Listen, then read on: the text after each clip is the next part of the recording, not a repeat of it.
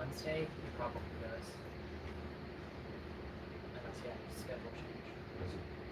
نضغط الهاتف فقط دي نضغط الهاتف فقط دي.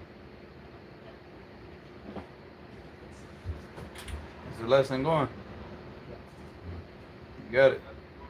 Yeah. Sounds working?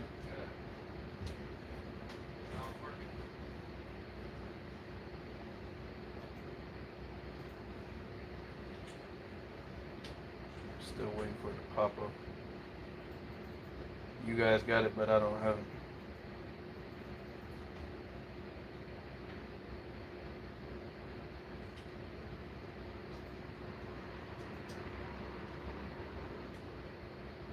Yeah, man, what's going on?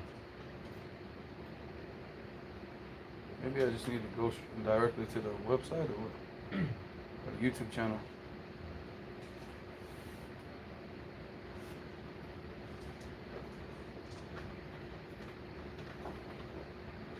Alright, I got it.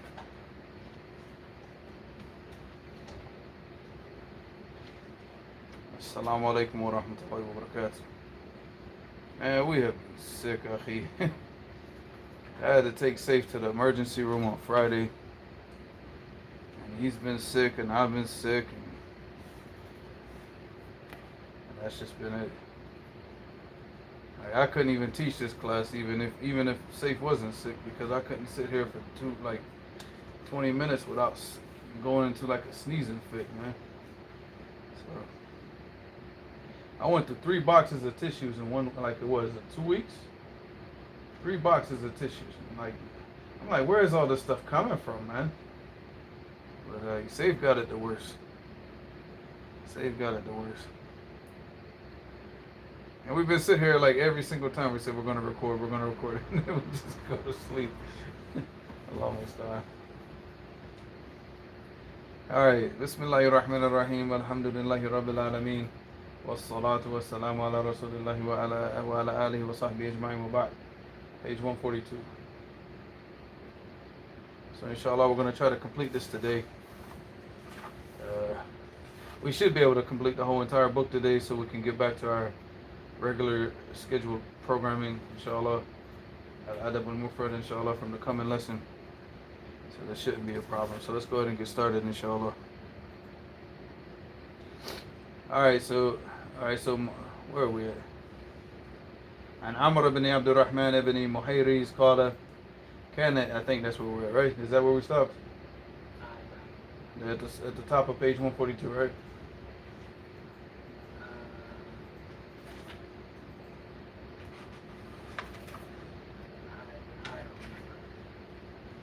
Let me see.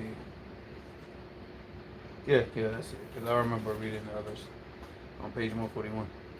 Alright, so عن عمرو ibn Abdurrahman ibn Muhayriz قال كان جدي ابن محيريز رحمه الله يختم القرآن في السبع. So Amr ibn Abdurrahman ibn Muhayriz said that my grandfather Ibn Muhayriz, may Allah have mercy on him, he used to finish the reading of the Quran every 7 days. Every 7 days. قال أبو العالية رحمه الله كنا نعد من أعظم الذنوب أن يتعلم الرجل القرآن ثم ينام عنه حتى ينساه. So Abu al-Aliyah, rahimahullah, may Allah have mercy on him, he said we considered, كنا نعد شيء is like, like we used to consider it, we used to count it. Because عد يعد أصلا, it means to count. But if you count something as something, you consider it as something. So he said we used to consider it from being from the greatest of all sins for a person, and يتعلم الرجل القرآن, for a man to learn the Quran and then sleep at night and forget it until he forgets it. They consider this from the greatest of all sins. Now, obviously, he's not saying that this is the greatest of all sins, because we know the greatest of all sins is what? What's the greatest of all sins? Shirk billah. And shirk billah is the greatest of all sins, And obviously there's, but what he's talking about, he's saying amongst, the people of knowledge. For that person to have this type of knowledge, that Allah subhanahu wa ta'ala give him this blessing, and then he just sleep throughout the night and until he forgets it. And that's what he's talking about. But obviously, the greatest of all sins is shirk billah. And the greatest of all oppression.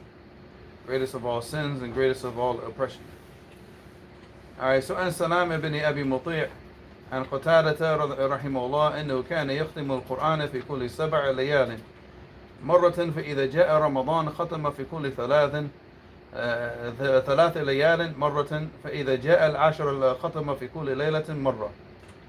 So عن سلام ابن أبي مطيع عن قتادة رحمه الله. Qatada is a person that you're going to see a lot if you read through tafsir, and you're going to see a lot also just reading through the chains of narrations of hadith. Alright, so he said, may Allah have mercy on him. He said he used to complete the Quran every 7 nights. Now when they say kulla sab'a layal, that means this is what he used to recite in his prayer. Alright, they say, if every day that you're going to kulla sab'an, kulla sab'ati ayamin, or whatever, that means that they used to recite it, from the Mus'haf. But if they say kulla sab'a layalin, that means that he used to finish it in his salat. فإذا جاء Ramadan, so he used to complete it every 7 nights, one time. And if Ramadan came, then he would complete it every 3 nights. And it's possible that he's doing it in the salat and also from the Mus'haf. That's also a possibility. But he used to recite every 3 nights. He used to finish the Quran in the beginning of Ramadan. Then in the last 10 nights of Ramadan, he used to finish the Quran every night. Every night for the last 10 nights.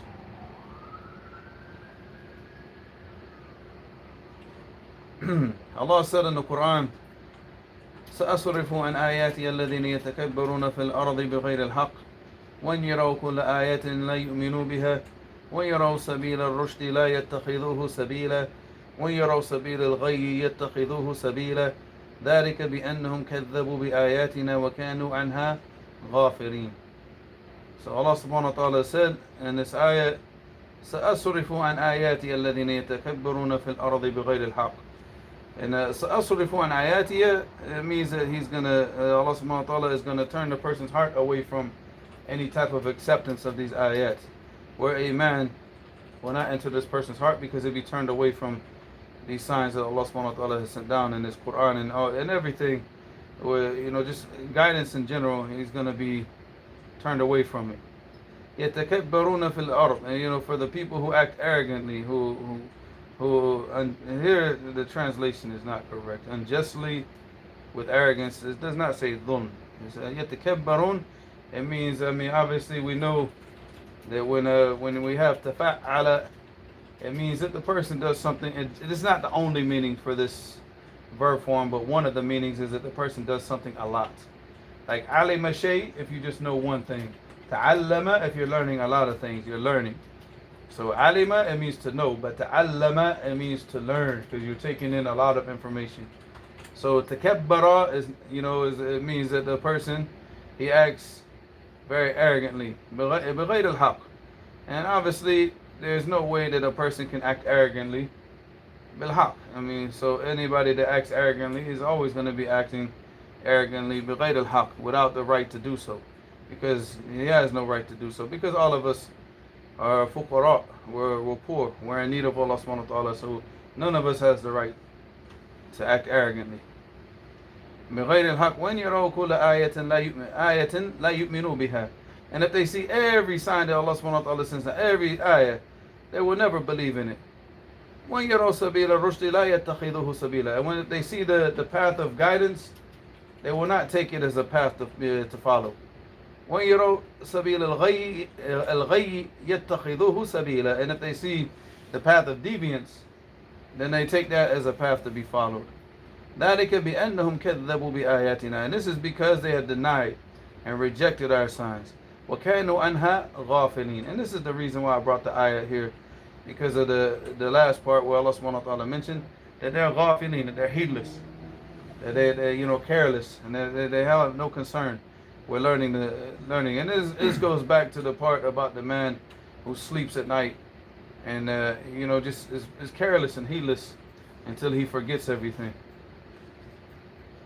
Ibn Kathir said in his tafsir, يقول الله تعالى سأصرف عن آياتي الذين يتكبرون في الأرض بغير الحق، أي سأمنع فهم الحجج والأدلة على عظمتي وشريعتي وأحكامي قلوب المتكبرين عن طاعتي ويتكبرون على الناس بغير حق أي كما استكبروا بغير حق أذلهم الله بالجهل كما قال تعالى ونقلب أفئدتهم وأبصارهم كما لم يؤمنوا به أول مرة وقال تعالى فلما زاغوا أزاغ الله قلوبهم وقال بعض السلف لا ينال العلم حي ولا حي here حي means مستحي ولا مستكبر وقال آخر من لم يصبر على ذل تعلم ساعة بقي في ذل الجهل أبدا وقال سفيان بن عيينة في قوله سأصرف عن آياتي الذين يتكبرون في الأرض بغير الحق قال أنزع عنهم فهم القرآن وأصرفهم عن آياتي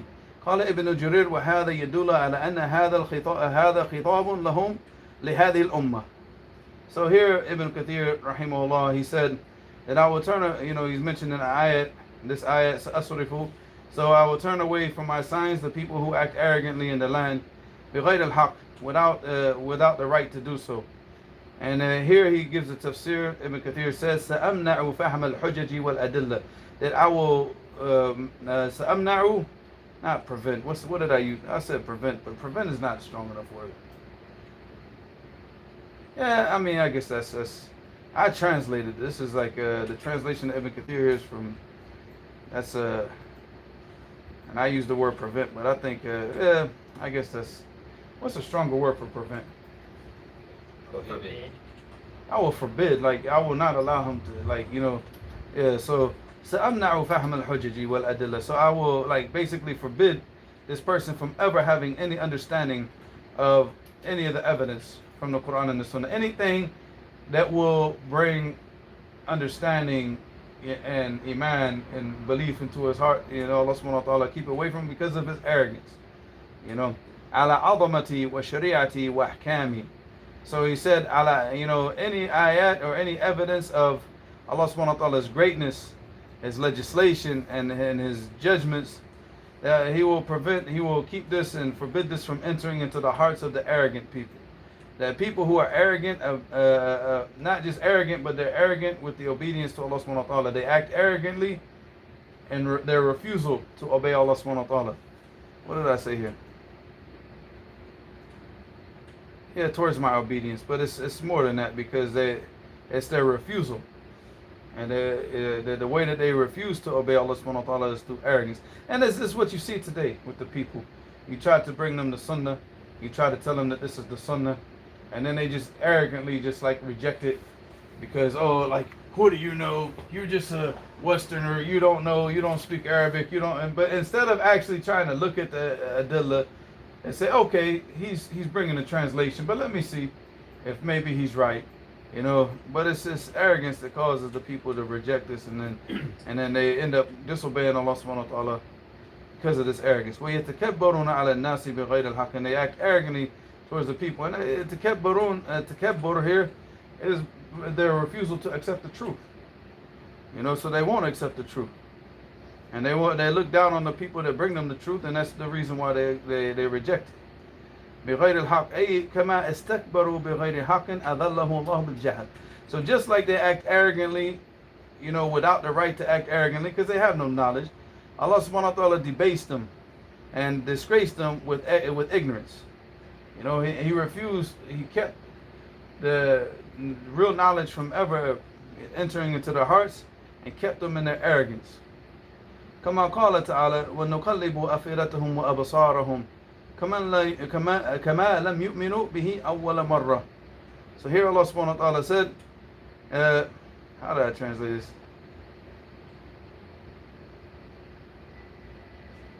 Go check on the food. Alright, so we turn their hearts and eyes away from the truth, and they refuse to believe at first, and leaving them to wander blindly in their defiance. So it says, نُقَلِّبُ أَفِئْدَتَهُمْ. نُقَلِّبُ what? We flip their hearts. We flip their hearts and their vision and their eyes. And just like they never believed in it min awwal marra. So the iman will never enter their hearts. And Allah subhanahu wa ta'ala huwa muqallibul qulub. And that's why, the Prophet sallallahu alaihi wasallam used to say, Ya musarrif al-qulub wa ya muqallib al-qulub, thabbit qulubana ala ta'atik. Keep our hearts firm on your obedience.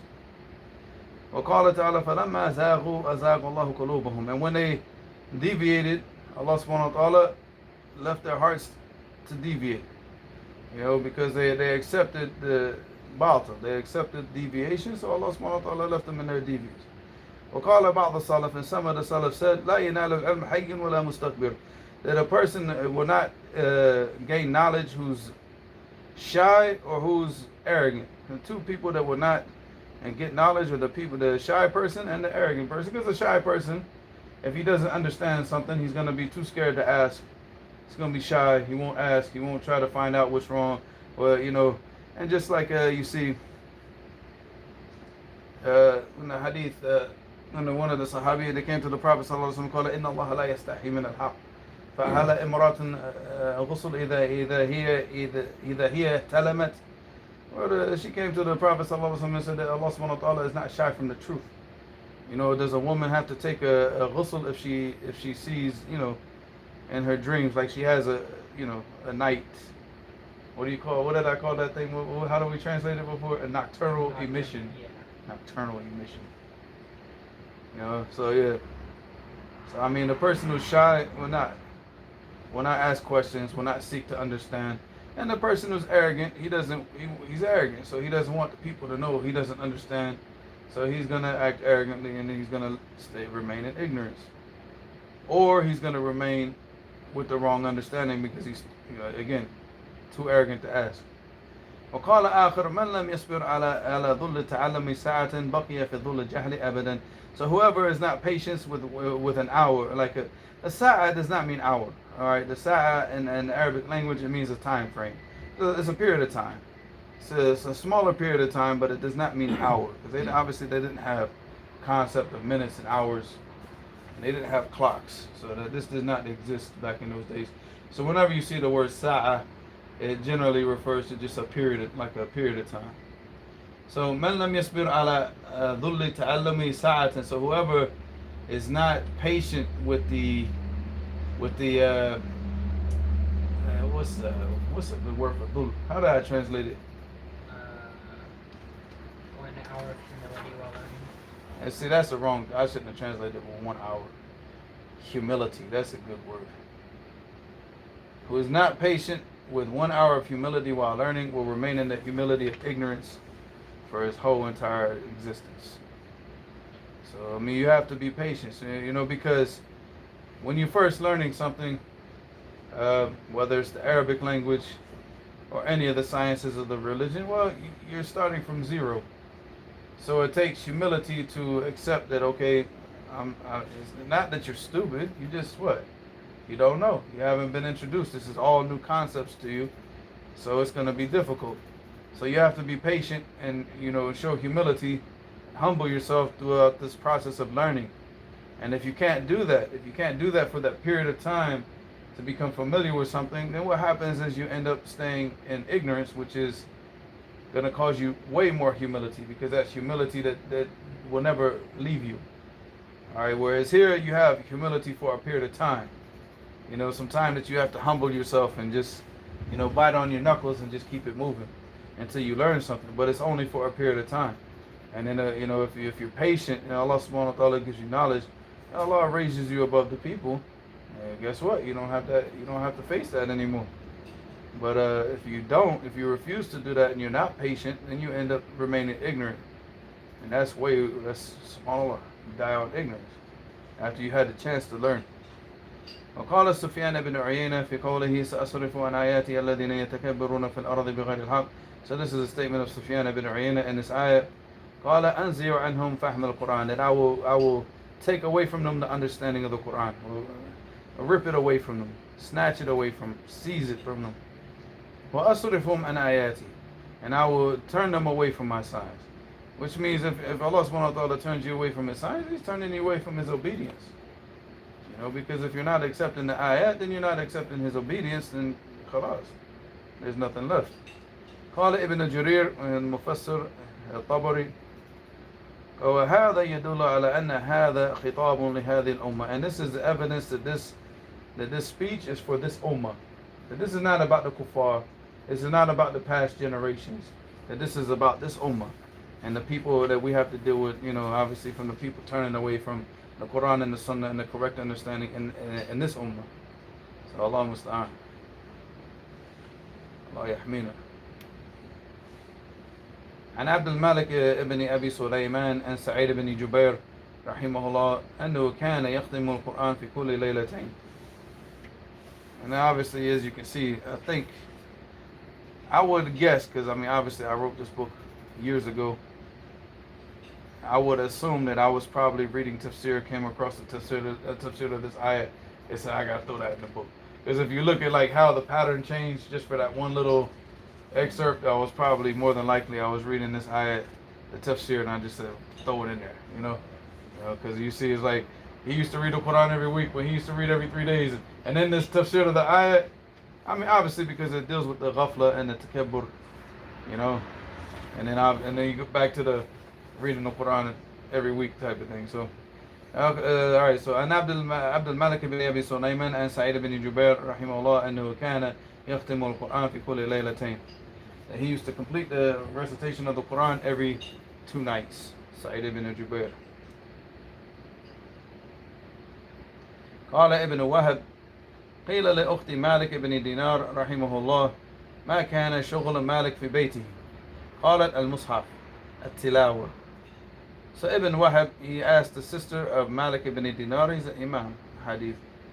ما كان شغل مالك في بيته, what kept him busy when he was in the house? What did he busy himself with while he was in the house? And she said the Mus'haf. And then she said recitation, like he used to spend all his time reciting the Quran while he was in the house. عن حسين العنقزي قال لما نزل بابن إدريس رحمه الله الموت بكت بنته فقال لا تبكي يا بني فقال ختمت القرآن في هذا البيت 4000 ختمة. So Hussein al-Anqari said that when Ibn Idris, when death came to him, when he was on his deathbed, and he was about to die, his daughter started to cry. And he said to her, you know, oh my young daughter, ya bunayya, qala la tabki, don't cry. And this is a fi'l amr. Why is the ya still there?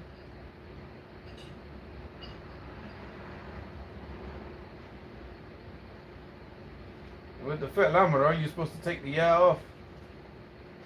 So why is it still there? Is that a mistake in the book, or is there a reason for that?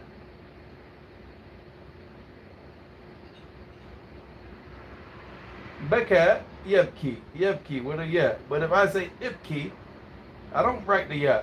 I just write the kaf with a kesra. But here the ya is there. Why is that? This is sorry, this is not amr, this is nahi. But still, even with the nahi, if I say la tabki, for you it will be la tabki, kaf, kesra, no ya. So why is the ya there?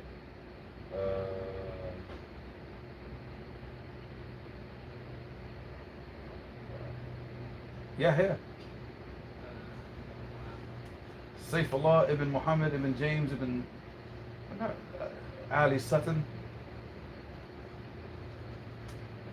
Because it's a female. He's talking to his daughter. But wouldn't it be a tap? No. That's a key. Oh, you're talking. Oh. It's heavy. Yeah. For some reason, I was thinking the ya would be on the. No, the ya remains there because he's talking to his daughter. Okay. Yeah, the Mustafa got it. Thank you. Alright, so said La tabki ya bunayya. Don't cry, my young daughter. For verily I have completed the recitation. I've completed the Quran from the whole entire Quran in this house 4,000 times. So he's saying this on his deathbed. He said, I finished the reading of the Quran in this house 4,000 times. She's like basically telling her you should smile. Nothing to be sad about. We wasted our lives. That's something to cry about. قال فضيل بن إياض رحمه الله حامل القرآن حامل راية الإسلام لا ينبغي له أن يلغو مع من يلغو ولا أن يلهو مع من يلهو ولا أن يسهو مع من يسهو وينبغي لحامل القرآن أن لا يكون له إلى الخلق حاجة لا إلى الخلفاء فمن دونهم وينبغي أن يكون حوائج الخلق إليه. So Fudayl ibn Iyad rahimahullah, Imam said, Hamil al-Quran, the person who, like, obviously the carrier of the Quran is not just a person who memorizes, and that's why I put in brackets here, in parentheses, the one who memorizes it with understanding. And I should add to that, the one who memorizes it with understanding and action and implementation. And he acts upon it. Because if he memorizes it and understands it, but he doesn't act upon it, he's not from the Hamil al-Quran. You know, he's not from the Hamil al-Quran. So, but he has to read it, understand it, learn it, and implement it, and live it, and practice it. That is the person who is the Hamil al-Quran. He said that the person who is the carrier of the Quran, as he refers to him, is the carrier of the flag of Islam. Like he bears the flag bearer of Islam. La yanbaghi lahu. He should not participate in speech that is not beneficial with the people that talk about mundane topics. And that's what, he shouldn't participate in this type of dunyawi, useless type of speech. Nor should he become distracted to the point of heedlessness with the people that do the same. Lahu. That he just wastes his time and partakes in like needless, foolish entertainment and wasteful things. He's memorized the Quran. He understands the Quran, and he's supposed to be practicing the Quran, but he's gonna sit down and spend 3 hours watching a soccer match or something. That's not gonna. That should not. No. All right. Nor should he be forgetful of Allah with the people that are forgetful. And in fact, he should not be sitting with the people of forgetfulness, other than for him to remind them. But other than that, he should refrain from even sitting with them.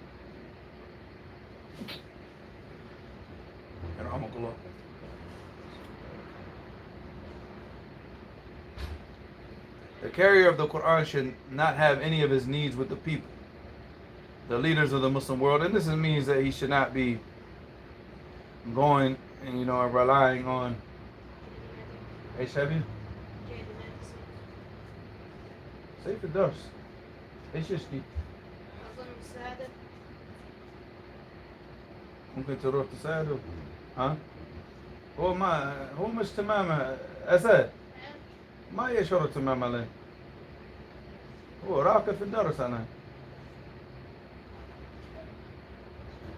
And this means, like, for example, like he shouldn't run around to the rich people, to the leaders of the leaders, and rely on money from them. Because what happens is when he starts to do that, and his opinions, his religion is going to start to change.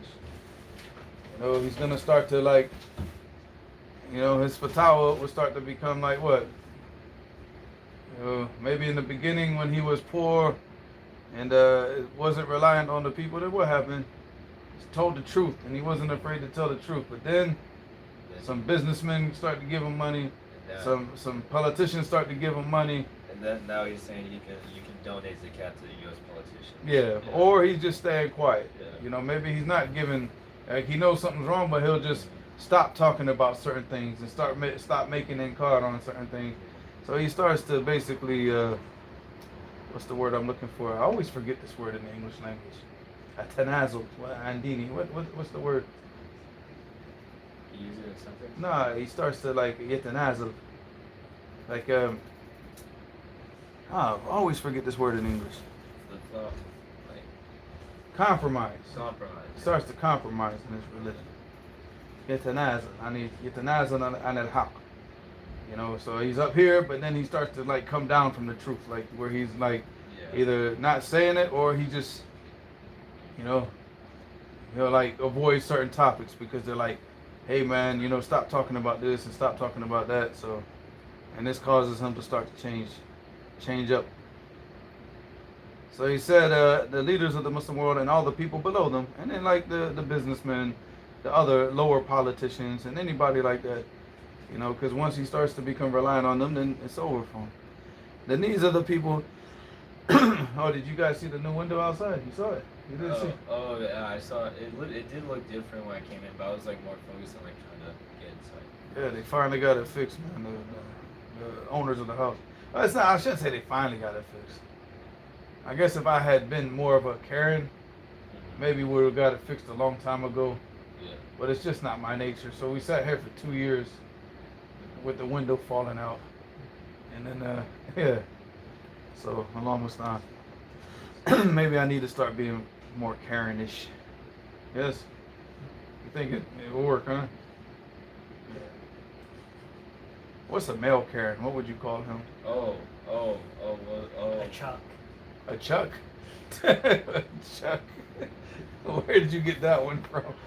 I don't even think people have that name anymore. Chuck Chuck. sounds like somebody that lives in the Appalachians. Yeah, there's no more Chucks anymore. Steve. Steve sounds like a cool guy.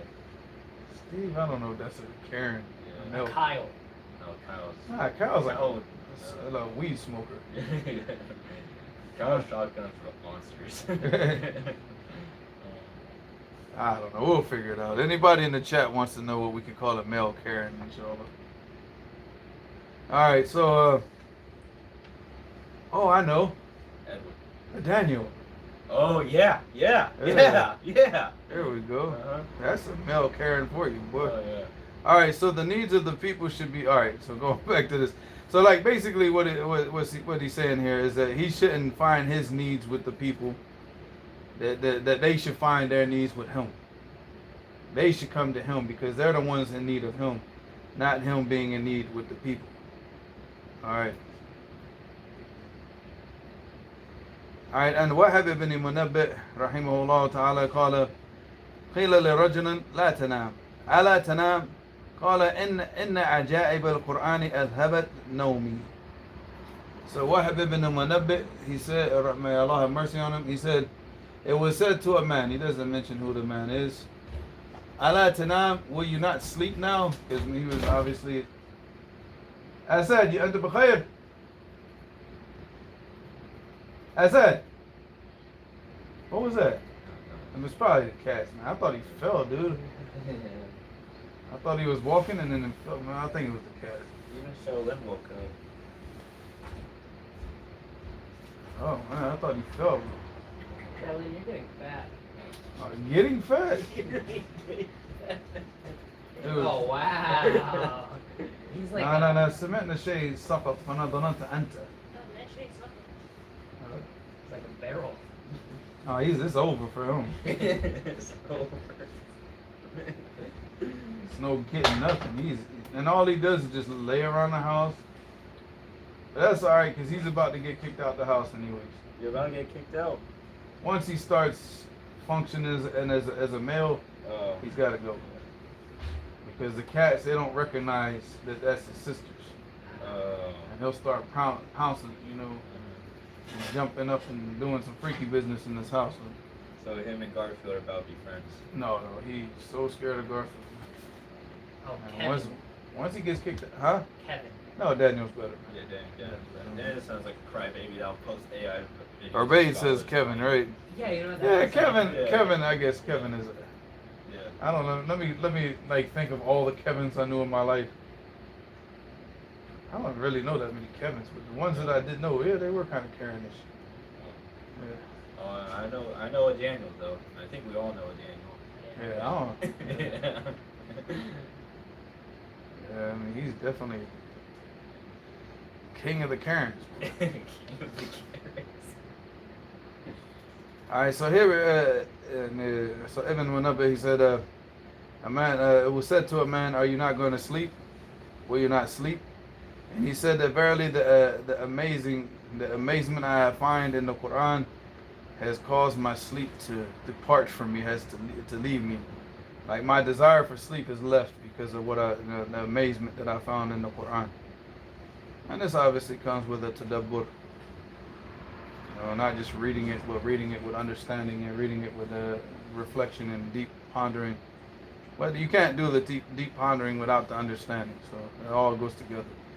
Because I mean, everything that you learn, you know, the more you learn from the Sunnah, the more you understand from the Quran. The more you learn of the Arabic language, the more you understand of that the Quran is a linguistic miracle. And there's nothing, no book on the face of this earth can ever compare to the Quran ever. I mean, as far as the language and it's just the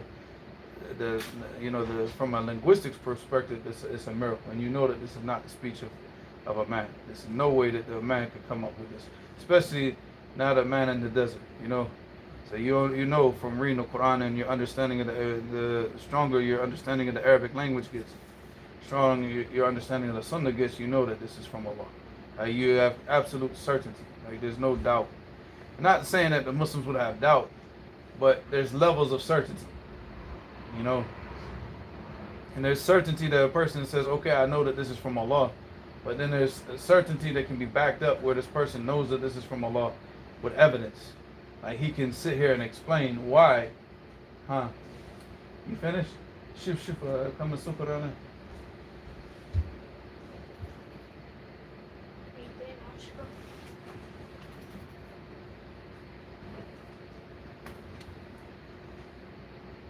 1 minute. People have to do my daddy duties.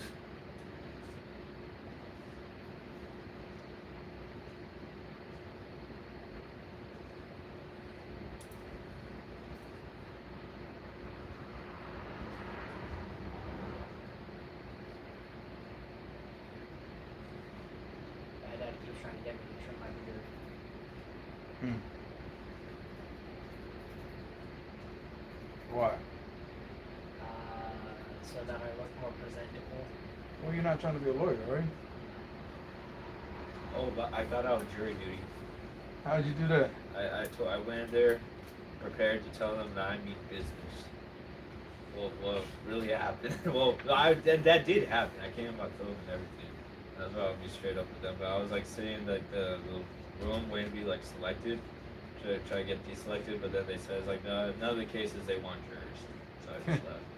أسد 18 lovely. I mean business. Yeah. No, they didn't need you. They didn't mean business. Yeah, but that's a good idea though. Just go on a throw. Yeah, go on the phone. Yeah. Go on a throw with your sandals. Yeah. Put some sandals on and just put your feet up on the juror box, Start cleaning dirt out your nails or something. They might hit you with contempt of court for that, though. Huh? They might hit you with contempt of court for that. Yeah. Then I'll be like, it's had it. So I said finally to end this chapter, I think at this point you understand that we have a lot of work to do. Phew. We have nothing but work to do. We waste our lives away with things that really have no importance. It is time for us, and I really should say, we waste our lives with things that we give so much importance to that really have no importance, because that's the reality of the situation. It's not that not just that they don't have importance, but we ourselves give so much importance. You got people like right now, like just going back and forth stuff on social media. They will give this what? Like they will sit there and like claim that they're doing jihad fi sabilillah on Twitter. Okay, you understand? Like they will literally claim like what I'm doing. This is frontline dawah, and they'll claim this, and they've done this. They claim like they're on the front lines of the war on ignorance just because they're going back and forth with a bunch of crackheads on X or Twitter or whatever you want to call it nowadays. Huh? Exeter. It would be like Exeter, yeah. I don't know how we say it, but yeah. But yeah, they put too much importance on useless stuff. And it's time for us to wake up and start prioritizing. We need to be proactive in attaining the bliss of the next life while we have the chance. And you're always going to see me say this. We need to be more proactive. And this is an ode to our brother Abdul Rahman rahimahullah, who got killed by the Houthis, because he used to always say that to me. He said, Akhi, we're not proactive. We're just reactive. Everything that we do is reactive. We're not proactive. And he was proactive. And alhamdulillah. And Allah took him, took his soul in the best state. Student of knowledge, fighting against the Houthis. Alhamdulillah. He was definitely proactive, man. He lived it. All right, do not Do not allow the days to pass you by while you are stuck in the same ignorance. Be proactive and start memorizing the Quran and studying the Arabic language so you can understand the Quran. Die without regrets. Die without regrets. Beautiful last words for a book, huh? All right, conclusion, man. You guys ready? All right. I hope this book was an answer to the questions that you have regarding Ramadan, even though we're like 1 month removed from more than a month removed from Ramadan. But yes, if your questions were answered, you are obliged to praise the Creator of the heavens and the earth. If your questions were not answered, please forgive me for my shortcomings, I should say. Also, feel free to reach out to me on social media to ask your question, and inshallah, I can put the question in the second edition. There will not be a second edition, but yeah, unless there needs to be. I don't see the point. I don't think there is a need. So, my final advice to the people that read this book, or that read this book, is to focus on seeking beneficial knowledge. You should start memorizing the Quran and studying the Arabic language, and then go from there. Do not waste your life away following all of the drama being played out by the Muslim entertainers on Zitter. What? Zitter. On social media. They are not calling the people to the Quran and the Sunnah, and they are not calling the people to knowledge. Put yourself in the company of the righteous and stay away from the fools. Do not allow fools breathing room in your life. You have more important matters to focus on than drama. And in conclusion, I would like to thank Allah for all the blessings that He has given me, from knowledge to my beautiful family. I would like to thank Allah for the guidance of Islam that He has blessed me with, although I feel I do not deserve it. Allah blesses me, but I continuously disobey Him. How merciful our Lord is. وصلى الله على نبينا خاتم النبيين وسيد المرسلين وخليل رب العالمين. Muhammad ibn James, Jacksonville, Florida, Duval County. Oh. You finished this book a day after my Shahada. Huh? You finished this book a day after I accepted Islam. Oh, I thought you just saw. We just finished studying this book a day after you shahada. I was like, you just became Muslim yesterday.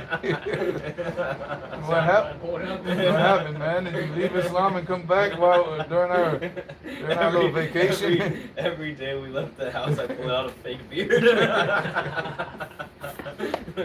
I rolled down my jeans. Oh man, like that one guy. Oh yeah.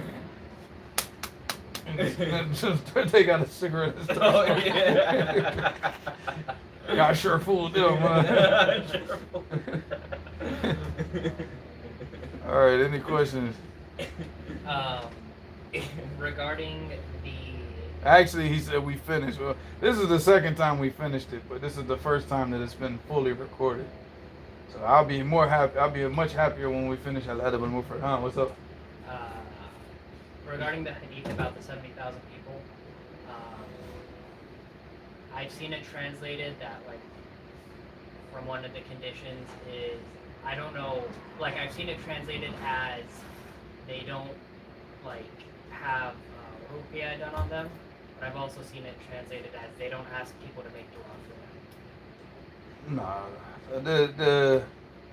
the narration, like all right, so you have the narration that I brought in the 100 hadiths for the correct beliefs of the Muslim. All right, that's from Sahih Muslim, and that's not even the correct wording of the narration. The correct narration, but I only brought that narration from Sahih Muslim for one reason and one reason only, and that's because Al-Imam Muhammad ibn Abdul Wahhab, when he brought the narration from Sahih Muslim and the Kitab al-Tawheed, which is what I memorized, he brought the narration with the wrong, with mistakes in the wording. So I wanted to correct the wording. So, like, for example, when he brought everything was correct. Nah, not everything, because he said كنا عند سعيد بن جبير فقال من رأى الكوكب الذي انقض البارحة فقلت أنا فقلت ثم قلت فأما إني لم أكن في صلاة ولكن لو ضغط. So all this is the same, like who saw the star that fell last night, and he said me. But he said, as far as but as far as me, he said, I wasn't in the prayer. I wasn't praying. So because he didn't want the people to think that he was up at night praying. Because this happened during the latter part of the night. when that happened, and he said, I saw it, but he said, but I wasn't in the prayer. So he wanted to clear, he didn't want the people to think that that's what he was up doing. He said, وَلَكِنِّي لُدِغْتُ, but I got stung by a scorpion. But then Sa'id ibn Jubair said to him, he said, فَمَا حَمَلَكَ الْآنِ, he said, فَمَاذَا صَنَعْتِ, he said, what did you do? He said, إِسْتَرَقَيْتُ. This is the wording in Sahih Muslim. إِسْتَرَقَيْتُ. He said, I sought somebody to come and do a ruqya for me. You know, and in the wording in Kitab al-Tawheed, إِرَتَقَيْتُ. إِرَتَقَيْتُ. So see the wording. And this wording with the story with Sa'id ibn Jubair is only in Sahih Muslim. So he can't say like, okay, we can't say, well, maybe he got the wording from a Tirmidhi. No, because the hadith is muttafaqun alayh. It's in Bukhari and Muslim. Alright, but this is not, in Bukhari it doesn't have this story. This whole story with Sa'id ibn Jubair and the star, and this is the narration from Sahih Muslim. So that's one thing. Then that when he said, you know, when he was given the hadith of Ibn Abbas from the Prophet sallallahu alaihi wasallam, he said, فَرَأَيْتَ النَّبِيَّ وَمَعْهُ رُحَيْطٌ. Ruhayt, that's the narration of Sahih Muslim in Kitab al-Tawheed, وَمَعْهُ رَحَطٌ. Alright, so again, the wording's different. And then, you know, when he said, you know, فَرَأَيْتُ سَوَادٌ عَظِيمٌ فَظَنَنْتُ أَنَّهُمْ أُمَّتِي فَقَالَ هَذَا مُوسَى وَقَوْمُهُ. That's correct. That's in both Kitab al-Tawheed, Sahih Muslim. But then he said, ثُمَّ قِيلَ لِي انظُرْ إِلَى أُفُقٍ فَإِذَا سَوَادٌ عَظِيمٌ ثُمَّ قِيلَ لِي انظُرْ إِلَى أُفُقِ الْآخَرِ. So in the narration in Sahih Muslim, he was told to look at two different, like, look at this horizon and look at this horizon, and you just see like a large mass of people. Sawadun Alim, because when there's so many people, it just looks like this, just like blackness basically on the horizon, because all the people, right? So he said, but he said, look at the two, like look at this horizon and look at that horizon. And the Kitab al-Tawheed, it said only looked at one. So the wording was wrong. But in the wording in the Sahih Muslim, he said, you know, هم الذين لا يسترقون ولا يرقون ولا إيش ولا يتطيرون وعلى ربهم يتوكلون. So but this wording is not the correct wording. I only brought this, like I said, to correct the wording in Kitab al-Tawheed. Because what he did is that he took the wording from al-Bukhari and mixed it and merged it with the wording from Sahih Muslim as far as the actual hadith is concerned. So the wording in Bukhari, هم الذين لا يسترقون ولا يكتوون ولا يتطيرون وعلى ربهم يتوكلون. That's the correct wording. All right, because in the wording in Sahih Muslim, هم الذين لا يسترقون, they're the ones who don't seek ruqya, ولا يرقون, and they don't even do the ruqya for somebody else, and that's not correct. That's not correct. That's not the correct wording. ولا يتطيرون, and they don't like تطير is like what the Arabs used to do, is they used to like see the movement of the birds. So if like based on like if he went out of his house and the bird went to the left or he went to the right, kind of like the whole black cat thing with the kuffar, right? So they used to have like a tatayur based on the movement. So if he was going to travel and he walked out of his house and the bird flew to the left or whatever, he wouldn't travel. But it's just basically, it's not just only for this. This is where it originated from, but it's any form of superstitious behavior, like the black cat would fall under this, or any, you know, maybe he walks out of his house and there's a crow sitting on his door and he's about to travel and the crow starts, what are they caulk or what caulking on his doorstep. And he's like, oh, I'm not traveling. That's a bad sign. Anything like that. This is a tatayyur. So he doesn't, like, they don't do this, you know. This is the wording in Sahih Muslim. وَعَلَى رَبِّهِمْ يَتَوَكَّلُونَ, and they put their trust completely in Allah. But the correct wording, as you see in Bukhari, is هُمَ الَّذِينَ لَا يَسْتَرَقُونَ. They're the ones who don't seek somebody. They don't go to a person and say, do the ruqya for me. وَلَا يَكْتَوُونَ, and they don't do al-kayt, which means to heat a metal up on the fire and burn, like if you have poison or you have Cauterizing. Yeah, cauterizing, or if you have like a jirah, you know, to close it up with the cauterization. And then the tatayyur, well, he mentioned the same thing. وَعَلَى رَبِّهِمْ يَتَوَكَّلُونَ. And that's the correct word, you know. But that's it. Those are the four conditions. And then another hadith which came in the Musnad of Imam Ahmed, which is you know, the Prophet ﷺ asked Allah subhanahu wa ta'ala for like mazid, like for ziyada. Because 70,000, they complained to the Prophet. What is 70,000? It's like a sha'ra. It's like a, it's a hair amongst all the ummah. You know, what is it? So the Prophet ﷺ made dua to Allah subhanahu wa ta'ala and he said, وَزَادَنِي رَبِّي مَعَ كُلِّ أَلْفٍ 70,000. So for every 1,000 of those 70,000, there will be another 70,000. So yeah, because if you think from the time of the Sahaba to us, 70,000 people only, none of us are going to Jannah بغير حساب ولا عذاب. None of us. And we're competing against the Sahaba, the Tabi'een, Atba' Tabi'een, the Bukharis, the Muslims, the Abu Dawuds, the Ibn Taymiyyahs, the Ibn Qayyim's, the the Maqdisis, Imam Nawawi's. We're competing against all of them. None of us are going to Jannah. بغير حساب ولا عذاب. Like under those conditions, none of us are. And we already know that it's 60,999 because Uqasha ibn Muhsan, he's the one that stood up and said, "Udullah yajalani minhum, وقال أنت منهم."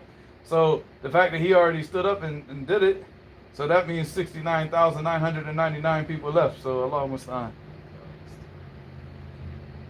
So yeah, that's Was it? I know that for Ruqya, Surah Al-Fatiha. Hey man, you gotta let that thing go, man. That belongs to my son's hope. Wait, what? It belongs to my son's hoe, man. Oh, you talking about the garden? Farming hoe, man. Yeah, Come on, your yeah. mind is, you guys' mind. You got that American mind. Security on Blackstone Mine. You patrolled Belmont one too many times. I patrolled Blackstone and Belmont. My son's out there farming, man. He's like, Was it so for Ruqya, Surah Al-Fatiha, Ayatul Kursi, Surah Al-Ikhlas, Falaq al-Nas. Am I missing anything?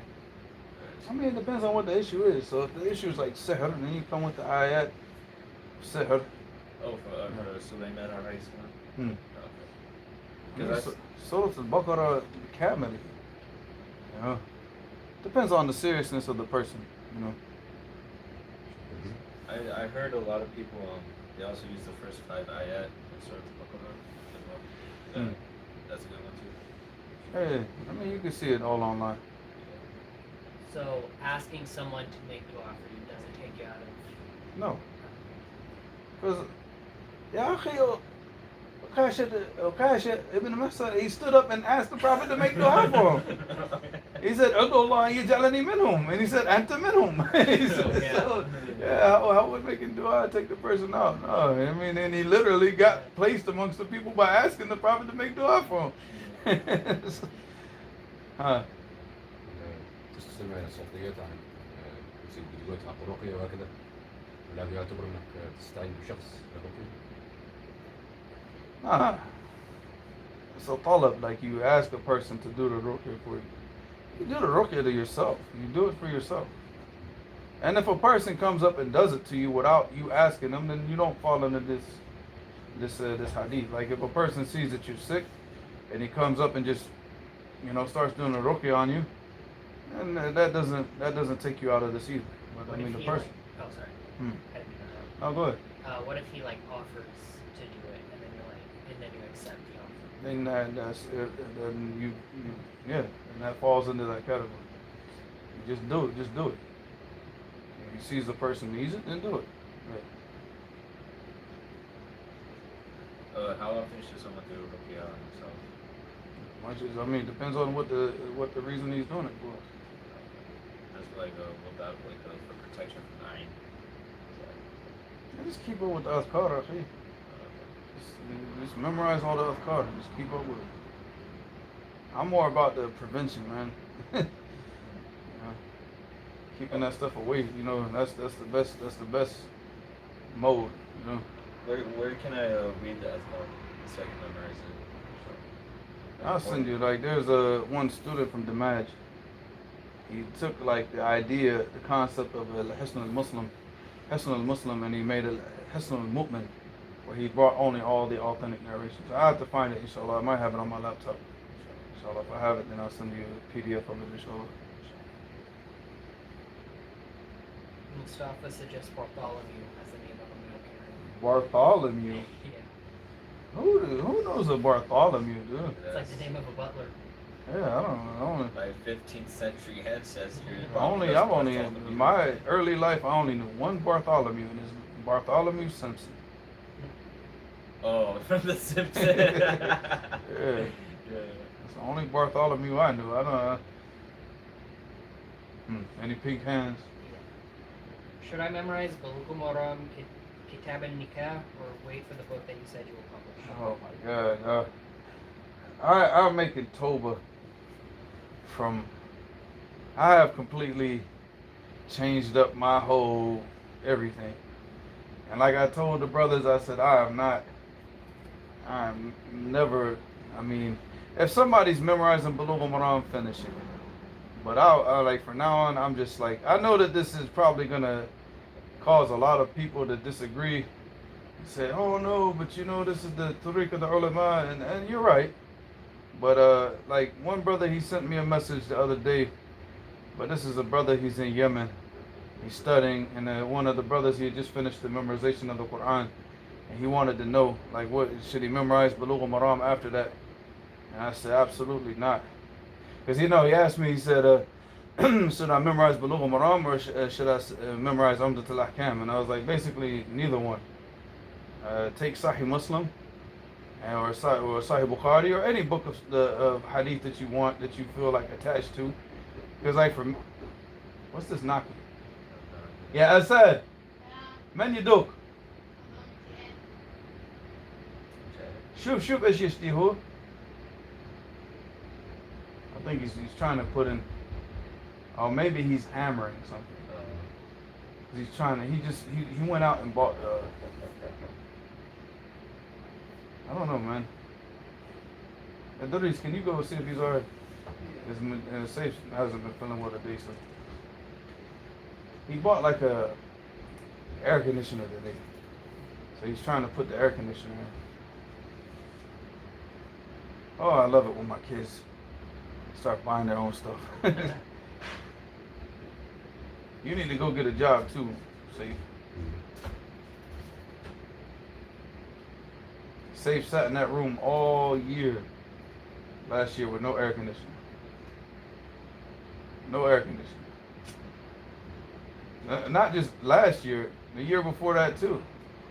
So 2 years, no air conditioner. The year before last year was way hotter than last year.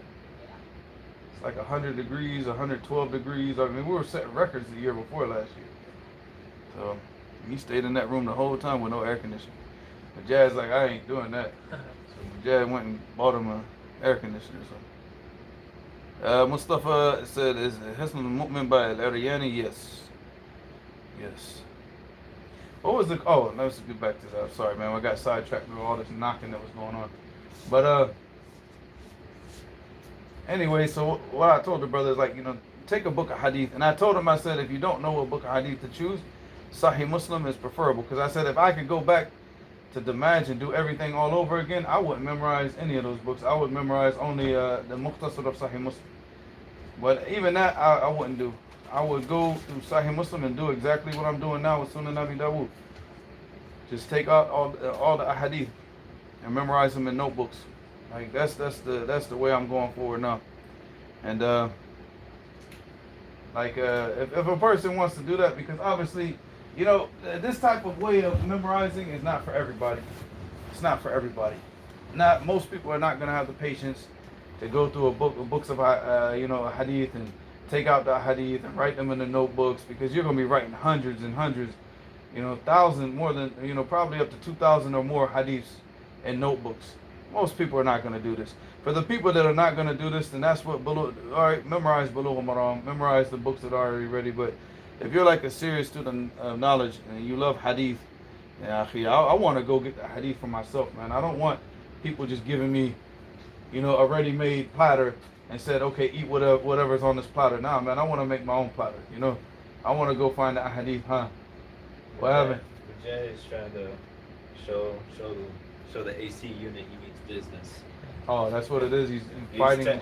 the cat's in the way, so he's trying to knock on the window to get the cat out of the way, but the cat does not know that Majab means business. So he's trying to show the cat that he means business, not the AC. Oh yeah. Yeah. Yeah, man. Like Sahih Muslim because it's the easiest book. The easiest book out of all the books of like it's easier than Bukhari. I mean, I would say it's probably one of the easiest books to read through and take out what you need, especially with the tabweeb of Imam al-Nawawi rahimahullah. Then it's definitely the best book to start with. And take like Sahih Muslim for like 5 years. Just spend 5 years, man, reading the book in its entirety every 6 months. And then what you can do is you just you go through it, and you take out, like, for example, all the hadith that deal with like issues of Tawheed, al-Aqidah, and you write those in notebooks, memorize them, come back through, take out all the hadith that deal with like manners and, you know, al-adab and akhlaq, and memorize them, come back through, and then take out all the hadith now that you want to deal with in al-ahkam, and memorize them all. You do that for like 5 years. Once you've completed what you need to complete with Sahih Muslim, go on to Sahih Bukhari and do the same thing and get the hadith from Bukhari that are not in Sahih Muslim and add to what you've already memorized. Akhi, for me, that's the only way. Like for a serious student of hadith, that's what you should do. I mean, it's for a person who's, I wouldn't say like the person's not serious, but maybe the person just doesn't have the patience to do something like that. Then just memorize Bulugh al-Maram or the Mukhtasar of Sahih Muslim or something like that. You got the Mukhtasar of Sahih Muslim. Who did it? Ibn Mundhir? Who's the? I gotta find out who the person is that did the Mukhtasar of Sahih Muslim. I mean, just memorize that if you can't. Because I mean, Muslim, akhi, is a beautiful book. The very first book of a Muslim is Kitab al-Iman, and it's a huge, you know, even in the Mukhtasar, it's still a huge book. You know, it's a lot of ahadith. You know, the hadith of Jibril is in that chapter in Sahih Muslim. So, you know, that's a beautiful, beautiful book. You know, but I mean, again, Sahih Muslim is not going to be sufficient. But again, that's how you start. You just get started with one book of hadith and you focus on that and give all your attention to that one book. You know, learn the narrators. You know, go through the book and read the lives of all the narrators in Sahih Muslim. You know, if you have access to Sirah Alam al-Nubala, obviously the brother that was asking this question's in Yemen, so I mean he's got access to that from the library. So go and just read all the narrators, read the lives of all the narrators, become very familiar with them. You know, and do that for like 5 years. You know, read the Shuruh. You know, you got the Sharh of Imam al-Nawawi rahimahullah, you got the Sharh of Sheikh Muhammad ibn Adam al-Ethiopi rahimahullah, which is huge. It's like 50-something volumes. Keep you busy for a long time. So that's what I advise people. That's what I'm doing right now with Sunan Abi Dawood. I'm just going through it. I'm just taking everything out of it that I got to take out of it. Even the book that I finished, I was on hadith number 35 from the compilation of hadith regarding marriage and divorce, because I was going to compile 50 hadiths, but I bend it. I literally finished all the translation and everything, and I just said, I didn't throw it in the trash bin. It's still it's still there on my computer, and I use it for the hadith that are in Sunan Abi Dawood that are the same. But everything that I do now is from Sunan Abi Dawood, everything. Because I just focus on that one book of hadith now. And that's it, and then add to it. Inshallah, I plan to write a book about this later on, inshallah. I told Sajid about it. I said we're going to make the Believer's Handbook for hadith memorization, but I want to start doing it first before I write the book. So.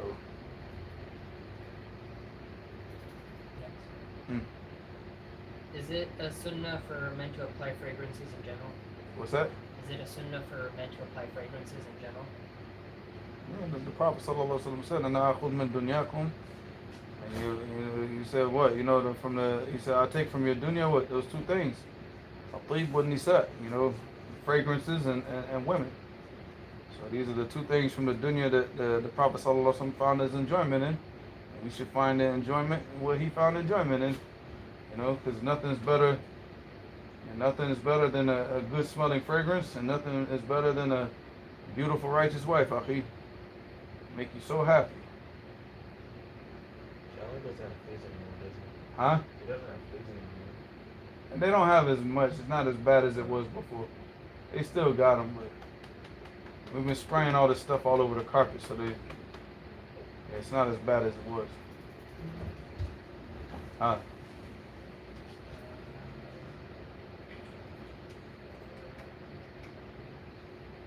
You said when you were in the lands of the Arabs, how were you able to adjust to the culture of the people, like their adat?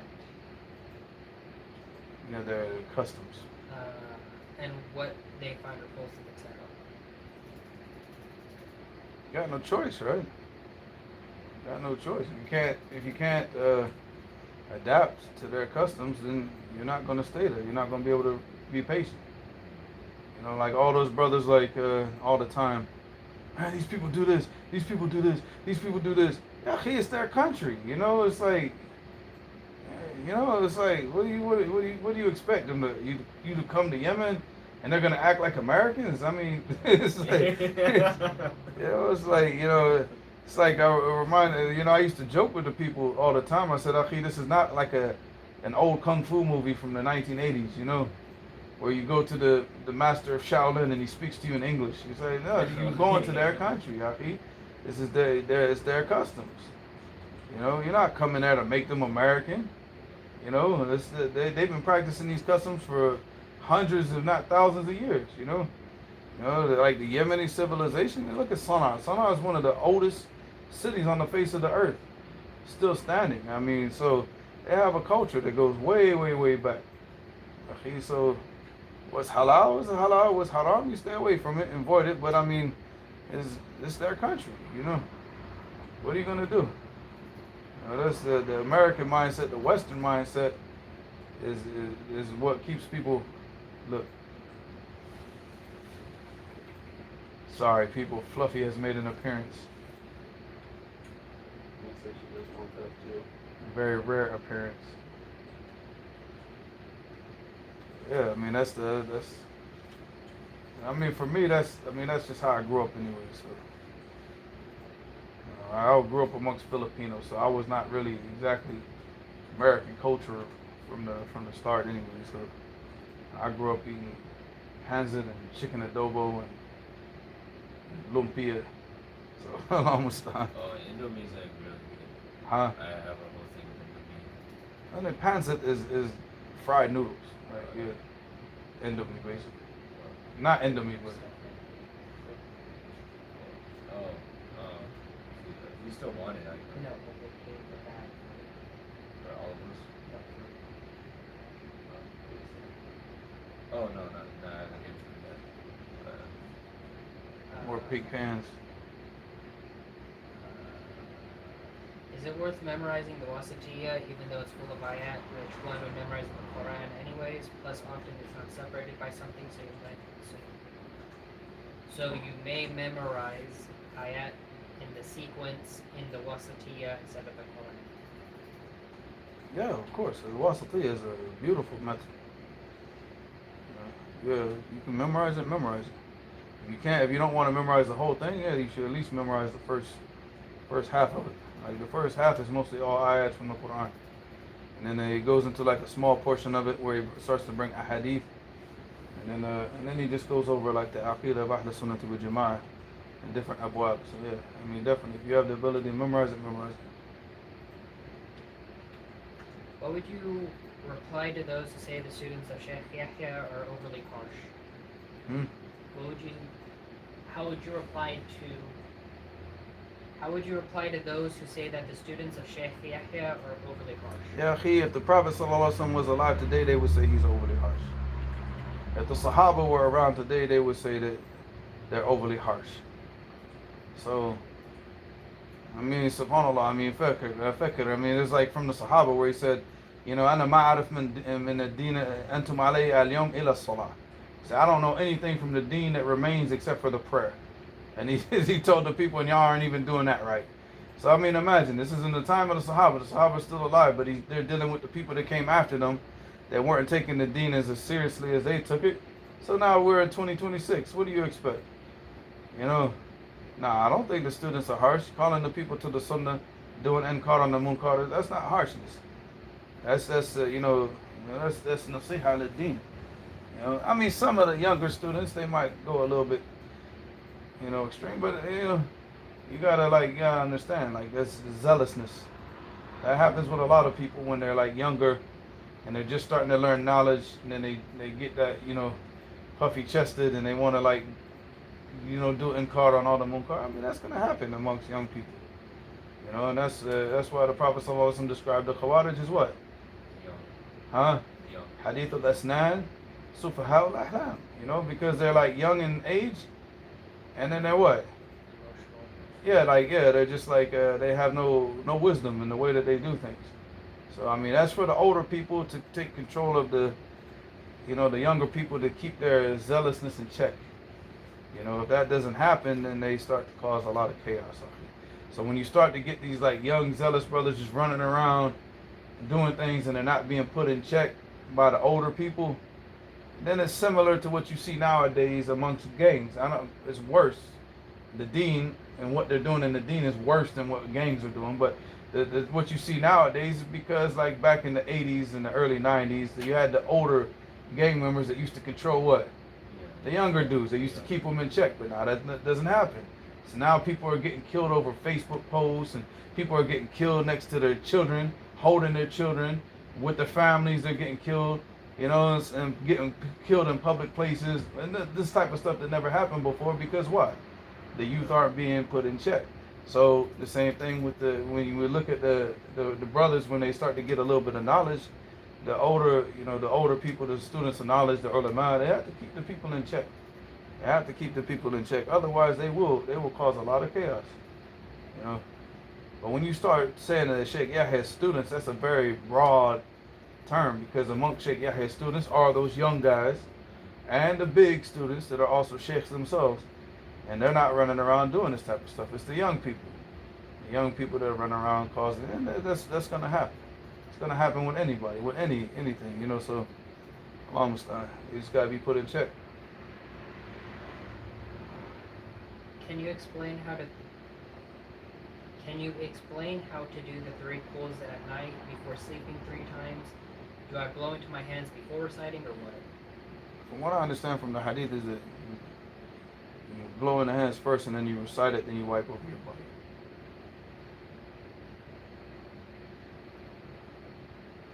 So you cut Like that, and then recite, and then wipe over your body. You recite like this? Mm. Okay. And then just wipe it. And then wipe over whatever you can from your body. You recite 3 times for each? And you do that 3 times. Oh, so Do it once, wipe over, do it twice, wipe over, 3 times. Yeah. so you blow 3 times, then recite each once, then wipe, and then do it 2 more. Assalamu alaikum. Wa alaikum assalam wa rahmatullahi wa barakatuh. Muslims were inviting non-Muslims to fast with them to experience Ramadan. It became a trend this year. Is this correct for da'wah? Sometimes the kuffar even ask if they can pray salah without converting, and Muslims tell them that it's okay. Is that fine? What about when politicians or other people host an annual iftar and invite non-Muslims to experience it? I mean, as far as the kuffar coming and practicing like fasting and everything, they're not going to get any reward for it unless they become Muslim. But there's nothing that prevents them from doing it. And if it helps with the dawah, I mean, obviously the dawah should be the tawheed. It shouldn't be the fasting Ramadan. But if that's, that could be an opening of the doors. Foot in the door, Yeah. So, if it's accompanied with that dawah, the tawheed, dawah, During the iftar dinner, they talk about something. Yeah, I mean, just giving dawah to the person in general. If you see if the person's already fasting, then that kind of shows some type of interest. Then, give them dawah to tawheed. But as far as them participating in the salat, no, it's not permissible. They can stay in the masjid. I mean, it's permissible for them to come in the masjid, see what the Muslims are doing. Kuffar can come in the masjid, and what's the hadith? What's the deal for that?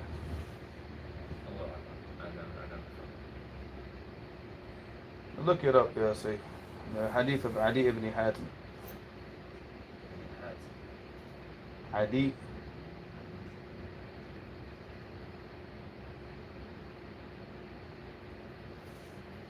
So if a kafir fasts and then afterwards becomes a Muslim, are they rewarded for the fast they did before? Yeah, you'll get rewarded for that.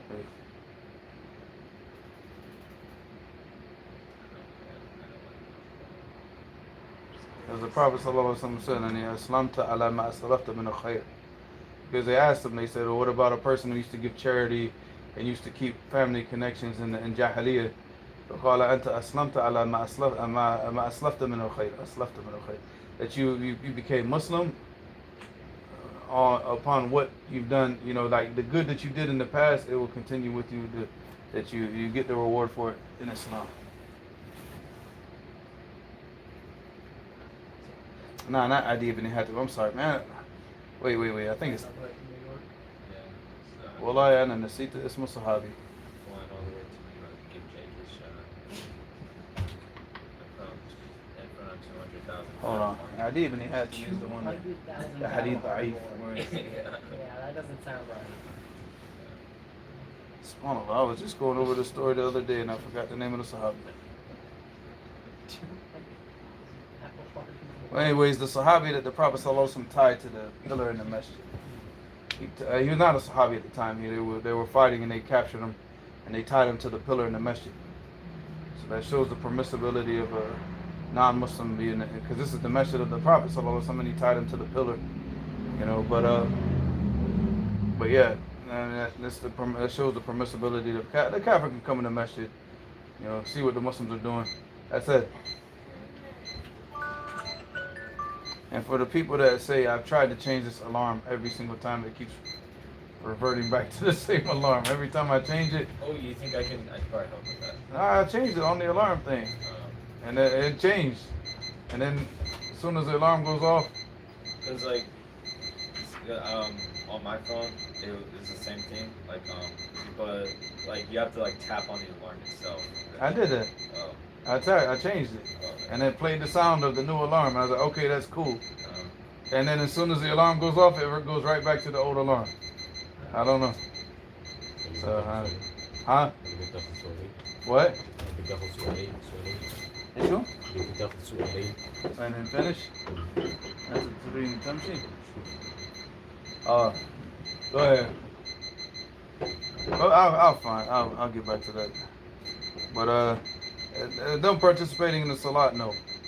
Them coming in and seeing what the Muslims are doing is permissible as long as there's no free mixing. And if the woman comes into the female side, that she dresses appropriately. But as far as allowing them to come and dress like a bunch of prostitutes, no, it's not permissible. It's not permissible. Go ahead, Winston. When is the sunnah time for praying Isha? The delay. Also, is it allowed to pray it after midnight? What's that? When is the sunnah time for praying Isha? The delay. And then is it permissible to pray it after midnight? Up until midnight. It's permissible to pray it after midnight if there's a darura. That's what they call the waqt darura. Like something prevented you from praying it up until 12 o'clock and then you prayed it afterwards. Yeah. I mean, it's still accepted, inshallah. So midnight would be 12? Yeah. I mean, midnight is whatever from Maghrib up until Fajr, whatever the halfway of the night is. The midway point between the two. Yeah. And whether that's 12 o'clock or not, that doesn't, depending on the time of year, Because right now, if you look at it, Maghrib is 7:40. And Fajr is now about to go under 5. About to go under 5, so count up the number of hours and look at Fluffy's had a bad day, man. Right, Safe? Safe said ask 2 more questions and go. He's not feeling well. He wants to get some sleep.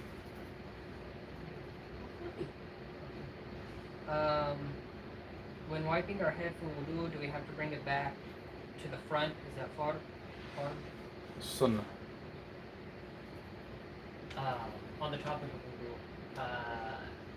I think I remember you said a while ago that washing the hands by themselves wasn't a part of it.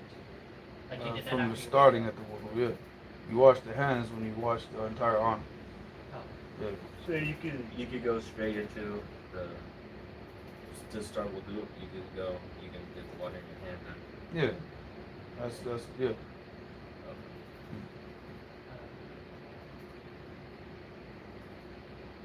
Depending on what fiqh opinion you're up on, but yeah. Because some of the ulama, they say, you know, in the ayat in Surah Al-Ma'idah, it starts with the wajh. So, and then the ulama say that the nose and the mouth are part of the face. So, other people of the past said no. You know, the nose and like, you know, putting the water in the nose and the mouth is sunnah, but stronger opinion that's part of the face. If we see a Muslim doing a sin, how are we? You gotta push that side part in. Just pull it to the right.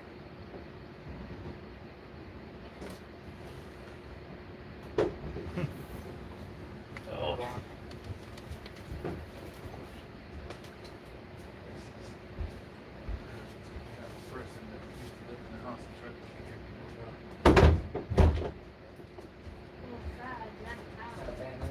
Battering ram every time they try to open the door.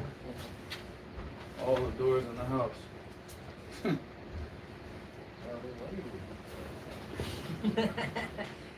Look at Sheldon. Why does he look like that? Cause he's in his own world, man. Does he even know who he Tell him is? to put your hand up and say, "Give me 5." Let's see if he does it. He's actually gotten to the point where I tell him, "Give me 5," he walks up and he'll put his paw up like that. Does he still do it? Does he still do the Yeah, I'm sorry. Don't get him started. He says, "Give me 4." That's what Essence says. Next question. If we see a Muslim, Sometimes, yeah. if we see a Muslim doing a sin, are we supposed to hate the sin and not the sinner? How should we feel in our heart regarding that person? You hate the person for the sin that he does, and you love him for the amount of iman that he has. You know. So I mean, when you're dealing with like people of disobedience, we have love for the amount of iman that they have and the obedience to Allah subhanahu wa ta'ala that they have, and we have hatred for them for the amount of sin that they have. So if their sins become so much to the point where they're sinning openly and having no concern, and then I mean obviously we're gonna see more hatred from us because the amount of iman and obedience to Allah subhanahu wa ta'ala that they show is very little. As far as the kuffar, we have no love for them. I mean, because obviously they have no obedience. You know. But a Muslim, yeah, we still have love for him based on the amount of, righteousness and obedience that he has. I think this is a part 2 to the question. If our relative is committing sins but is nice to us, how should we perceive them? I catch my heart leaning towards them. Again, If a relative is committing sins but is nice to us, how should we perceive them? I catch my heart leaning towards them. I mean, being like, listen, if the person is disobedient to Allah subhanahu wa ta'ala, it doesn't mean that you have to be rude to the person and be rough and tough with the person, because again, that's on a case-by-case basis. Some people, you have to be rough with them. That's the only thing they understand. That's not the majority of the people, that's a few people. Some people, if you're nice to them, it just won't work. But if some people, they literally have to be like slapped in the face, like to wake up, like they really have to get hit to like wake them up. But that's not the majority of the people. The majority of the people, if you do that, if you have that type of behavior with them, you drive them straight away from the deen. So you still have like kindness and mercy with the people, but you're, obviously let the people know that what they're doing is wrong and give them advice. And if they're kind towards you, remain kind towards them, But that doesn't necessitate that you have to sit with them and become buddy with them, but you advise them and just keep just be humane with the people, What's up? No, I was just thinking about my security guard shirt from Black Zone. What, you got work tonight or what? Yeah, midnight. All right. One more. Safe one more. Because that was a 2-part question. My uncle said that Sahih Bukhari is not all authentic because the first hadith in chapter of Usul is narrated by Aisha radiallahu anha, and he said Because the first hadith of what? the chapter of Usul. And he said there's no way she was narrating about ghusl. How is there no way that she narrated about ghusl and she lived with the Prophet sallallahu alaihi wasallam? In fact, most of the ahadith that we have regarding those types of things about the Prophet, his private life, that we wouldn't know about, we got them from Aisha radiallahu anha. So I mean, how would we not? How would she not? I mean, there are ahadith that Daraqutni made. How can I say this? Criticized in Bukhari, Muslim, and he wrote a book about this. It's called Ilzamat with his two books. Ilzamat is one book, and a Tatabbur is a second book. They're two Risal, they're two little treaties that Daraqutni wrote. And the first one is Ilzamat. It means that these are ahadith that had the conditions of what should have been in Bukhari, but Bukhari didn't put them in his Sahih. And then Tatabbur is that Daraqutni, he did Tatabbur in Bukhari and went through ahadith that do not fulfill the conditions of the Sahih, and they shouldn't be in Sahih Bukhari. And Sheikh Muqbil rahimahullah, he did his master's thesis refuting these two books by Daraqutni and showing that no, he basically made a mistake in regards to and none of those hadith are about the ghusl. Is this book here or no? Yeah, it's safe. Oh, nice. I guess I'm gonna have to go up and get it myself because it's safe. Can you get up or no? Go to the maktaba over there.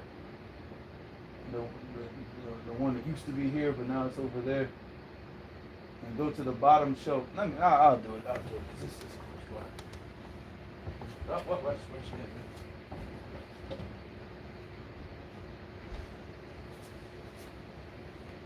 I'm not even sure the book is here. Yeah, it is.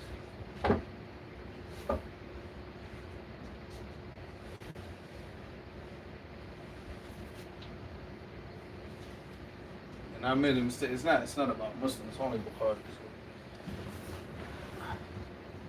So let me put this book here. Move our little pine cone.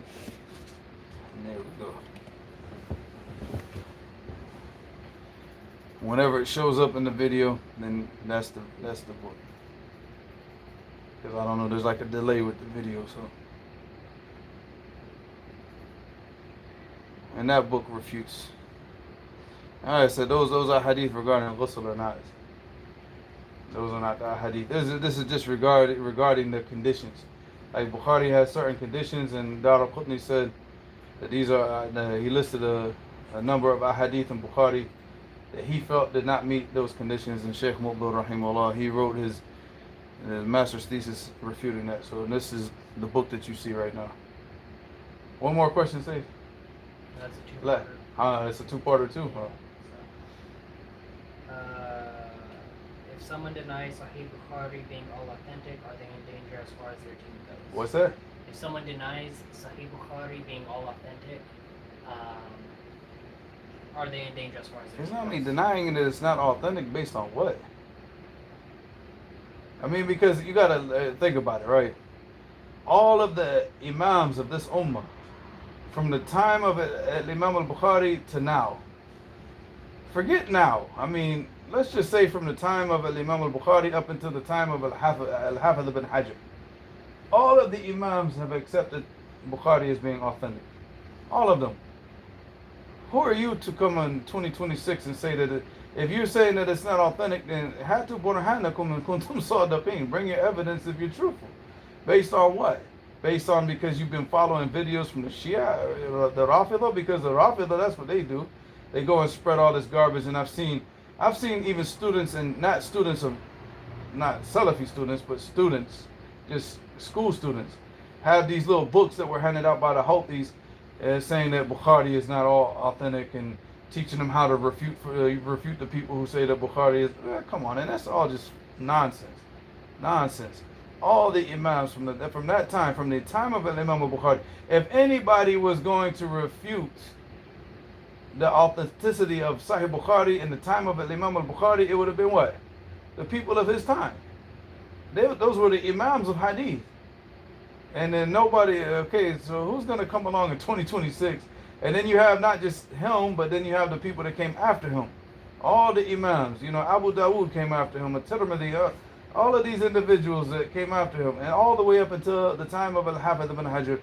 Because I'll say that because that's like the time of the ending of like chains and narrations, right? So, khalas, I mean, that's like, come on, that's just nonsense. That's nonsense. You know, anybody that studied Bukhari, you know, and most of the people that say this, wallahi, I guarantee you this. I guarantee you that you know, if not all of the people that say this, that try to spread this shubha, they've never even read Bukhari. They've never read it, much less studied it, much less read, you know, gone through like, you know, Fath al-Bari and gone through the chain of narration and looked at all the different narrators in Bukhari. So now al-Bukhari had narrators that were questionable, and that goes back to what Dar al-Qutni was saying. But al-Bukhari also used narrators for one, if the narrator was not, you know, his strength was not up to the strength of being authentic, like to fulfill the conditions of what Bukhari was about. He only used those narrators in what? Al-Mutaba'at. That means that he had already presented a hadith, authentic narration, authentic chain of narration, and he only used those weaker narrators when he was what? Following up and giving extra, like, other chains of narrations of that hadith. He didn't use those narrations as evidence. But again, like I said, that's from people who don't know Sahih Bukhari. They don't know it. They run their mouths. They see stuff on the internet, specifically spread by the Rafida, you know, Daniel's cousins, you know, and then they go and they just, you know, yeah, they just say stuff like that with no type of evidence. Ask them, sit down with them and go through the chain. Like, where? Like, show me the chains of narration. All right, the hadith of Aisha radiallahu anha about ghusl. How is she not? She said it herself. She used to take the ghusl with the Prophet sallallahu alaihi wasallam, and he would be scooping the water, and she would say, Da'ali, Da'ali. You know, she was like, leave some for me, leave some for me. And they were taking a bath together. So how is she not going to narrate how the Prophet sallallahu alaihi wasallam took a ghusl? Come on, Akhi. This is like, again, this is a person who has never read Sahih Bukhari, and definitely never studied it, and definitely doesn't understand anything about Ilm al-Hadith. One more question, because that was a two-part. That doesn't count. Last question. Hello. People different knowledge in the West. How much correct aqidah should we expect from our spouse? Nowadays. I would just look for a spouse that's, you know, how can I say this? Acceptable to the fact that she might, you know, her ignorance. That accepts that she's ignorant and that she needs to learn. Because, wallahi, to find if we only had the condition like every wife had to have, like, you know, knowledge of like the aqidah of Ahl Sunnati wal Jama'ah, well, we're not gonna have enough women to go around, you know. For this is gonna be like Salafis is gonna be all dudes. You know, it's like for every 20 men there's gonna be like one woman, you know. So you just, I mean, the main thing is that, especially in our time, if you could just have a woman who's married a sister. Wow, man, you just did a domino effect. Say, leave it. We'll get it. Go do what you gotta do. But if you could just get you know, marry a sister that just open to the fact that, okay, I'm ignorant, I don't really know anything about the deen, and I want to learn. Like, really open to it, not just saying that, you know, because women will say stuff like that just to get married. But I mean, a woman who's really, you know, yeah, acknowledges her ignorance. And that's you know, inshallah khair. How do you determine whether or not she's just saying that, or if she like really means it? Look at the family, akhi. Because I mean, if she comes from a family of just sinful people, but they're not really like on, you know, super bid'ah, you know, I'm not like saying like, okay, they're like Shia or Zaydis or Sufis. Nah, akhi, you don't marry from those families. Even if she says, you know, I don't know the correct beliefs of a Muslim, but I want to learn, be like, I don't know, man, I would take my chances with something like that. But she's just from a family of just simple people, just people that are Muslim. They go to the masjid and they pray, but they're not, and she like wants to learn the religion, maybe. But I mean, obviously the best case scenario is that you get a sister who's, you know, got the correct beliefs. That's the best case scenario. But if she's affiliated with any of these groups and all that, I would avoid it. You know, I would avoid it. And if she's like one of those pink hijabis, I would avoid it. I don't care what she said. Oh, you know, I want to learn the religion. Teach me the religion, man. First, I need to teach you how to dress. You know, learn how to dress first, and go read the Quran. Go read Surah Al-Ahzab, and come back when you dress right. Instagram influencer. That will be a good start. You know, open up on your phone where it tells me how much time you've spent on your phone in the last week, and let me see that. That would be a good start. If you see that she's been spending this astronomical amount of time on the phone, 200,000 followers on Instagram. yeah, then I would let that go. Yeah. I would let that go. Go ahead, one more question, because he's not, Safe's not here anyways. What if the woman in question is a convert? You gotta look. I mean, with the convert, it's a double-edged sword, man. Because you also gotta look at her background, Akhi. You know, and how long she's been a Muslimah.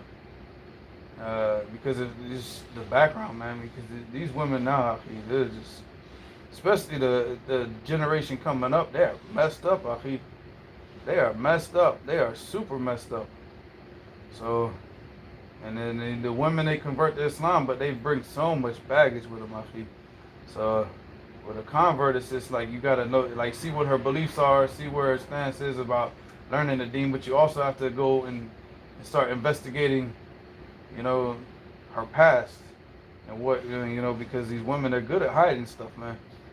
Yeah, so good at hiding stuff, man. Don't ever, you know, mashallah, don't ever put it past a woman to hide. I mean, some of the most craziest stuff. So, yeah. I don't know. That's a difficult thing, man. Marrying yeah, man. Allah musta'an. You're really taking a chance right there, and that's sad.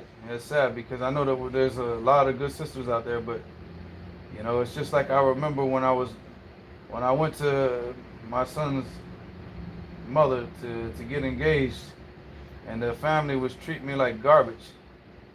You know, but they weren't treating me like garbage because of me, but they were treating me like garbage because of her sister's husband was just did a lot of bad stuff.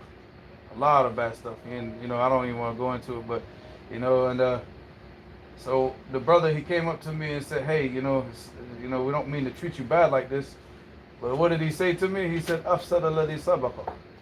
Afsada alladhi sabaqak. You know, the person who came before you corrupted everything, which was the sister's husband. So because of what he did, I had to what? Fix it. Yeah, no, but I had to suffer. Like, I got treated like I was like him. You know, they treated me like they expected me to do the same thing that he did. You know, because plus we were, you know, from the same city, we didn't grow up together, but we knew each other in Jacksonville. You know, and so they just expected me to be like him. So the same thing, like, you know, with the convert sisters, it's just too much chaos, Afi. So what happens is that a good sister won't get recognized for being good because of what? All the corruption of what preceded her. You know, so, and unfortunately we have to treat even good sisters, and in regards to marriage, we have to treat them like they're like criminals and start doing this like investigative journalism on her background, you know. Yeah, I want to know everything about her, you know. It's like, give me everything, you know, and start like, you know, requesting like Instagram to send you all of her history, and you know, it's like, I want everything, every website she went to, every message that she gave, you know, sent to somebody. I want everything, you know, because it's crazy out there. You don't want, you know, surprises. Oh man, I'm at a disadvantage. I don't even have social media anymore. That puts me at a disadvantage.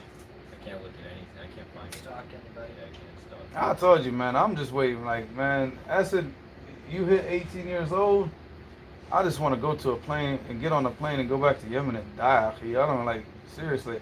I could care less. Like, this earth, man, y'all can have it. Y'all can have it. I just want to go back and just seek knowledge or get shot. I don't care. Just die on something good. And just, because this, wallahi, it's just, can't, like, marriage is just like, you know, like, if you look at, like, how many marriages actually work, is Subhanallah. I've seen brothers get done in Damaj. In Damaj. You know, one brother, he got married, he was a convert sister, mother of his children, they got divorced. She ended up marrying another brother to get back into Damaj because she couldn't stay in Damaj without marriage, just to steal the children. So she got married to another brother, a British brother. And the thing is that the original husband, who's American, he's dead now, Allah yarhamu. And I don't want to mention his name, but he died a while back. So he mentioned to the British brother, like, look, this is what she's doing. She's just using you to get back. She's trying to get the children. And the British brother was like, Akhi, you're just jealous, you know, and then it turned into this problem between them two. And he was like, I don't know, Akhi, he said, I could care less if you marry or not, but I'm just telling you, you know, it's not going to end good for you. And the British brother got angry and yelled at him, and then they stopped talking. She came in, she married the British brother, took the kids and disappeared. And she was pregnant with the British brother's child. And she ran off back to America with the kids. And then the brother was like, I told you so. The British brother ended up getting kicked out of Yemen, going back to Britain, leaving Islam, you know, drinking in the pubs and, you know, and then he made Tawbah, then he came back to Damaj.